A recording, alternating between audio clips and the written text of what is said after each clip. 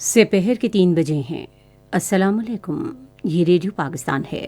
عرفان شاہین سے خبریں سنیے۔ اہم خبروں کا خلاصہ۔ وزیر خارجہ نے کہا ہے کہ پرامن اور مستحکم افغانستان پاکستان کے مفاد میں ہے اور ہم اس حوالے سے اپنا مصالحانہ کردار ادا کرتے رہیں گے۔ ملک میں ایک روز میں کرونا وائرس سے مزید 149 افراد جاں بحق ہوئے ہیں۔ پاکستان نے کرونا کی وبا سے نمٹنے کے لیے ویکسین کی فراہمی میں کسی تفریق سے گریز اور ترقی پذیر ملکوں کی استعداد کار میں اضافے پر مبنی عالمی لائحہ عمل پر زور دیا ہے۔ اقوام متحدہ کے انسانی حقوق کے ماہرین نے بھارت کی طرف سے کشمیر کی خصوصی حیثیت ختم کرنے اور مقبوضہ کشمیر میں انسانی حقوق کی خلاف ورزیوں اور نئے قوانین تشکیل دینے پر گہری تشویش ظاہر کی ہے۔ امریکہ اور چین نے موسمیاتی تبدیلی کے بحران سے نمٹنے میں تعاون اور دوسرے ملکوں کے ساتھ مل کر کام کرنے کے عزم کا اعادہ کیا ہے۔ ممتاز مصنف ڈاکٹر جمیل جالبی کی آج دوسری برسی منائی جا رہی ہے۔ اور قومی کرکٹ ٹیم زمبابوے پہنچ گئی ہے، جہاں وہ میزبان ٹیم کے خلاف 3 T20 اور 2 ٹیسٹ میچوں کی سیریز کھیلے گی۔ خبریں تفصیل کے ساتھ۔ وزیر خارجہ شاہ محمود قریشی نے کہا ہے کہ پرامن اور مستحکم افغانستان پاکستان کے مفاد میں ہے۔ انہوں نے آج افغان وزیر خارجہ محمد حنیف اتمار سے ٹیلی فون پر گفتگو کرتے ہوئے کہا کہ پاکستان افغانستان سمیت خطے میں امن کی کوششوں میں شراکت دار ہے۔ انہوں نے کہا کہ پاکستان افغانستان کو پرامن اور مستحکم بنانے کے لیے اپنی مصالحانہ کوششیں جاری رکھے گا۔ وزیر خارجہ نے امید ظاہر کی کہ افغانستان میں پائیدار قیام امن کے لیے استنبول پروسیس اجلاس دوحہ معاہدے کی کامیابی میں معاون ثابت ہوگا۔ افغان امن عمل کو کامیاب بنانے میں پاکستان کی جاری سفارتی، سیاسی اور اخلاقی حمایت کی تعریف کرتے ہوئے افغان وزیر خارجہ نے شاہ محمود قریشی اور پاکستانی قیادت کا شکریہ ادا کیا۔ دونوں وزراء خارجہ نے استنبول میں ملاقات کرنے پر بھی اتفاق کیا۔ شاہ محمود قریشی نے افغان وزیر خارجہ کو استنبول پروسیس اجلاس کے بعد پاکستان کا دورہ کرنے کی بھی دعوت دی۔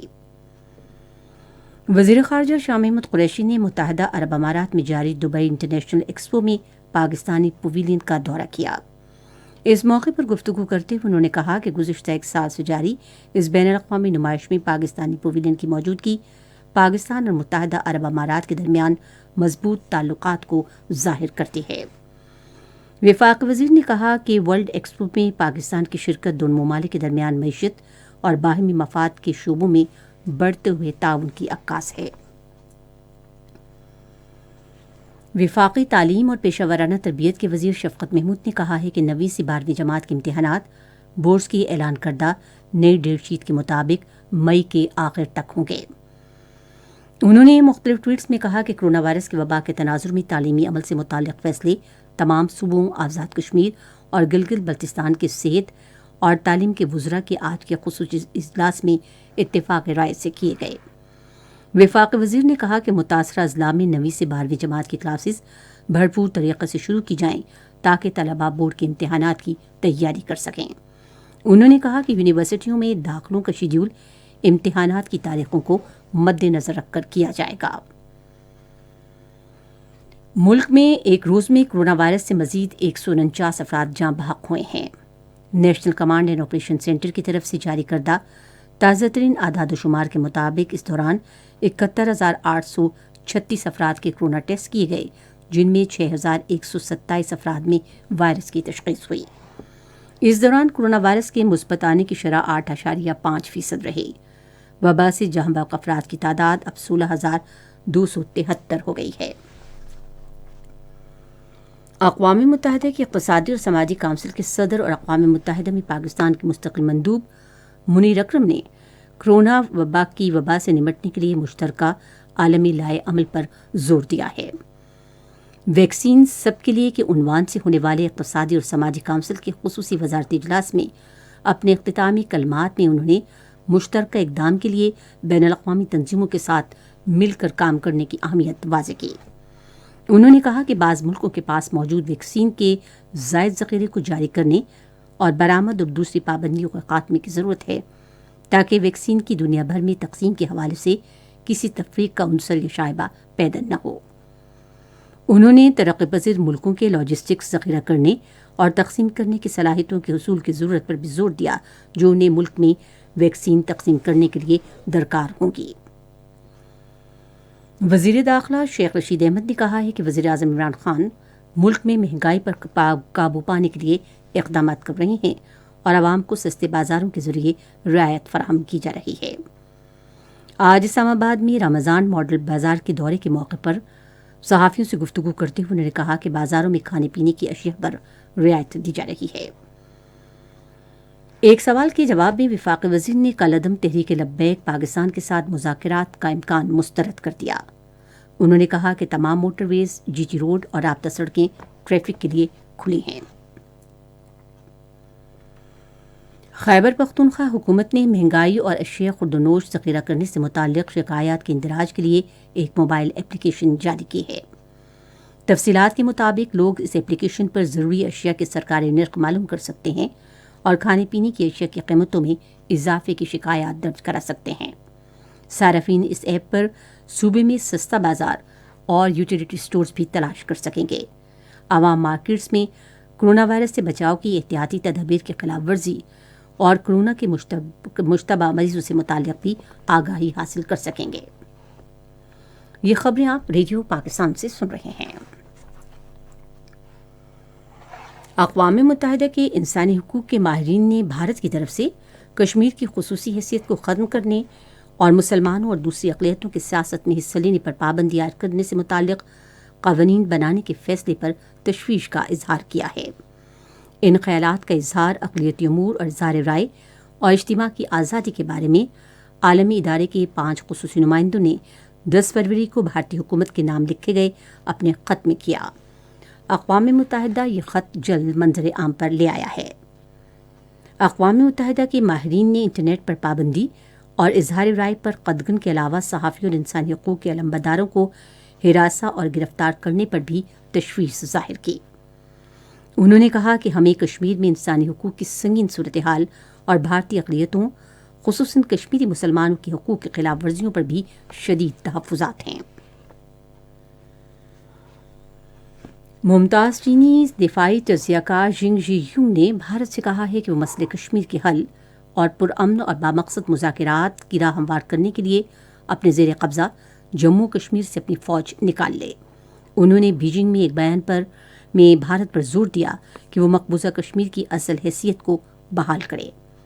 انہوں نے کہا کہ بھارتی اقدام کے نتیجے میں مسئلہ کشمیر کا پرامن طریقے سے حل اپنی بنیاد کھو چکا ہے، جس کے باعث بھارت اور پاکستان کے تعلقات مزید خراب ہوئے اور جنوبی ایشیا کے امن و استحکام کو شدید نقصان پہنچا۔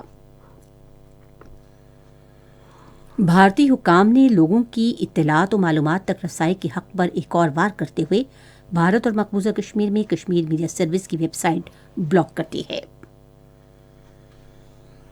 امریکا اور چین نے موسمیاتی تبدیلی کے بحران سے نمٹنے کے لیے باہمی اور دوسرے ملکوں کے ساتھ تعاون کرنے کے عزم کا اعادہ کیا ہے۔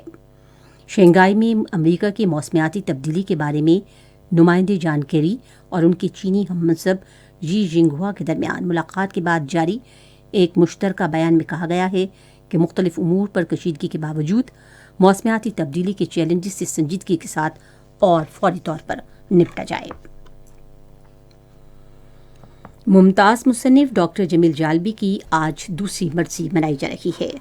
ڈاکٹر جمیل جالبی نے تنقید، تحقیق اور ثقافت اور Pakistan the identity of culture, تنقید اور تجربہ اور نئی تنقید سمیت 40 سے زائد کتابیں تصنیف کیں۔ ان کی تصانیف کردہ، تدوین کردہ اور دیگر مشہور کتابوں میں ادب، کلچر اور مسائل، محمد تقی میر، معاصر ادب، یکجہتی مفاد اور مسائل، دیوان حسن شوقی اور فرہنگی اصلاحات شامل ہیں، جن میں سے کچھ کتابوں کے کئی ایڈیشن بھی شائع ہو چکے ہیں۔ ڈاکٹر جمیل جالبی 30 جولائی 1929 کو بھارت کے شہر علی گڑھ میں پیدا ہوئے اور 2019 میں آج کے روز 89 برس کی عمر میں ان کا انتقال ہوا۔ آج ثقافتی ورثے کا عالمی دن منایا جا رہا ہے۔ رواں سال اس دن کا موضوع ہے پیچیدہ دماغی متنوع، ماضی متنوع اور مستقبل۔